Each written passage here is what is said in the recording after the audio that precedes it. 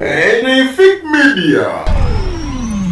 Omukulembeze w'ekibiina ki National Unity Platform Robert Kyagulanyi Ssentamu asobodde okukyalira ku Malende Honorable wali mu ddwaliro lya Aga Khan n'atubuulira ebiriyo.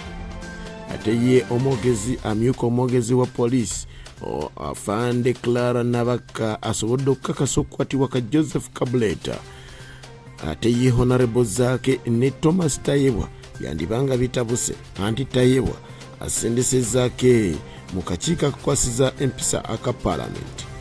Ebya Sheikh Mwanje bikyalanda anti amukulira oba mukama we Sheikh Yunus Kamoga avuddeyo n'asobola okutubuulira ebimu ku bibaddewo. Abanyamuzigo Alhaji Abdul Mushafik Lwanga muliyo mutya batayi akulira ekibiina ki National Unity Platform Robert Kyagulanyi Ssentamu asobodde okubeera ng'akyalirako Malende ono n'omu ku bannamateeka b'ekibiina kino wali mu ddwaliro lya Aga Khan mu ggwanga erya Kenya.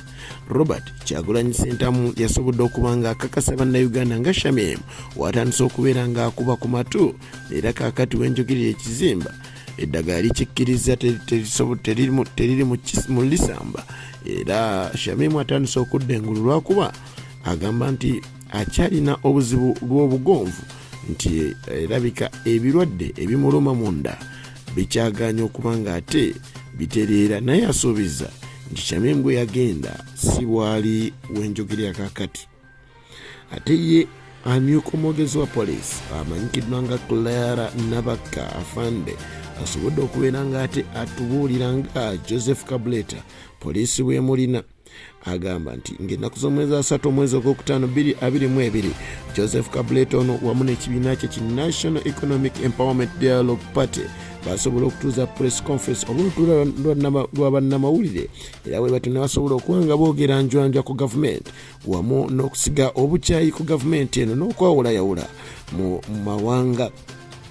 Okusinziira ku mwogezi asobodde okubeera ng'agamba nti omukulu ono yasobola okubeera ng'ayitibwa ng'ennaku z'omwezi 14 ogw'omukaaga omwaka 2000 yasobola okuba ng'ayitibwa omwaka 2022 naye nga buteerere era yayitibwa wali eri ku aba CID oba Criminal Investigation Directorate ne bamuyita wali basobola okubeera ng'ate bamubuuza kajojjoji w'ebibuuzo naye yasobola okuba ng'ate alabikako.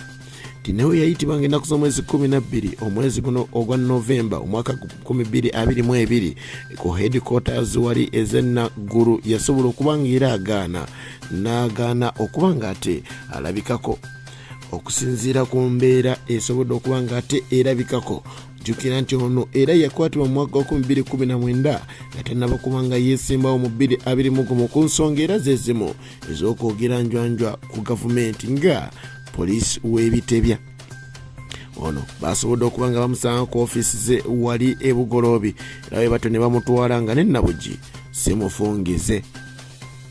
Gw'omukwano gwa Desire Luzinda wamu ne Levikson gwandiba nga ali gwawula aliba wattima.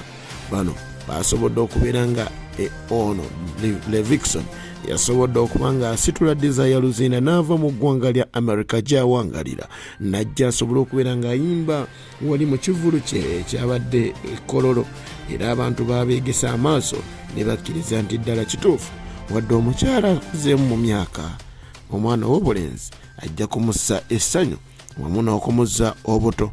Desire amanyikiddwa ennyo ng'ow'ekitone kaakati musumba awedde emirimu era bw'amujjukiza ku bye yakola emabigako amasiga gayinza okumutiirika nga taapu bw'ogiraba kaakati ajjudde mwoyo mutukuvu yamuli munda. Ate ye Honorable Zaake butebi eyasobodde okubeera ng'avaayo mu lutuula lwa parliament olunaku olw'eggulo n'asobola okubeera ng'ate attaanya ensonga z'okukwatibwa kw'abantu ab'enjawulo ddala abali ku ludda oluvuganya gavumenti wamu n'abasiraamu omuli Sheikh Yahaya Mwanje, Joseph Kabuleta wamu ne Jamshid Onono nga ye mukuumi wa Robert Kyagulanyi Ssentamu Honorable. Bwe batyo n'agamba nti poliisi ekwata abantu baffe mu mbeera etali nnungi era ne mu mbeera ey'okubabuza obubuza nga bakozesa emmotoka eya drone oba emanyikidde abagijjukira emabigako bagiyitanga kigege beesije. Okusinziira ku Honorable Zaake yabadde ensonga zinazoogera mu bunyiikaavu obw'enjawulo naye Thomas Tayebwa nga bwe tumanyi nti omukulu bw'ayimuka ate emunnange engoma entono zisirika yasobodde okulagira Honorable Zaake akomyawo byayogera ate asobola okuba nga adda ku nsonga endala. Honorable Zaake teyakkaanyiza na Thomas Tayebwa kumugaana kubanga amalayo nsonga ze, bw'atyo n'amuviira mu butaayi. Kaakati Thomas Tayebwa bw'ayemiriza olutuula luno okudda yakomyewo na bukambwe nti gwe nkusindise ogende mu kakiiko akwatisa empisa. Jjukira nti ne mukama wa Thomas Tayebwa Alright Honorable Anita Among era naye yasindikako Honorable Zaake ono mu kakiiko akakwatisa empisa, naye alabika Honorable Zaake tannaba kubanga ate akakasa kiki kiva mu kakiiko kano. Ekyamazima Honorable Zaake buli omu omusanga gusaya Thomas Tayebwa olw'okumumma omukisa okumaliriza ensonga z'omukama konkomere. Ebisigadde tubikuleetera.